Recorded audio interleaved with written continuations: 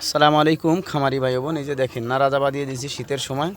লিটারে আসলে কি দিছি যে ধানের তুষ চিটা মিটা পুরা মুড়া যা ছিল আর কি এগুলো দিয়ে দিছি। আসলে এগুলো গরম থাকে, মুরগিগুলো রাত্রে এই পাশে এসে থাকে।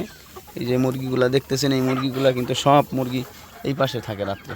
এই কারণে এই পাশে আলাদা একটা জায়গা করছি, যেরকম মানুষ কম্বল টম্বল বিছাই দেয়, আমি এই যে নারাজাবা বিছাই দিছি।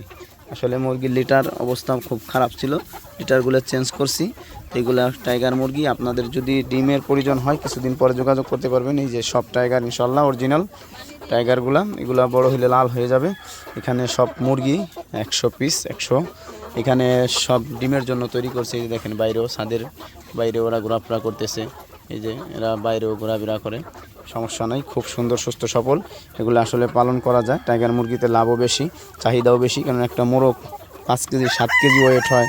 সবাই আসলে শখ করে পালন করে, শখ করে পালন করে। তারপরে মানুষ আসলে এই টাইগারের চাহিদাও বেশি। মানুষ মাংসর জন্য করতে পারবে, ডিমের জন্য করতে পারবে, যেটার জন্য চাই সেটার জন্যই করতে পারবে টাইগার মুরগি। আর ফার্মি মুরগিটা আসলে ডিমের জন্যই বেটার হয়, এটা মাংসর জন্য আসলে তেমন বড় হয় না, অতি তাড়াতাড়ি গড়তে আসে না। এটা 1 মাসে আপনার 2700 গ্রাম হয়ে যায়, আর ফার্মি মুরগি 1 মাসে হয় 250 গ্রাম 300 গ্রাম। তাহলে বোঝেন কোথায় 800 আর কোথায় 300 গ্রাম, অনেক ডিফারেন্স। আপনি এটা মাংসর জন্য করতে পারবেন, ঠিক আছে। খুব সুন্দরভাবে ইনশাল্লাহ আপনি পরিচালনা করতে পারবেন। ভালো থাকবেন, সুস্থ থাকবেন। ভালো লাগলে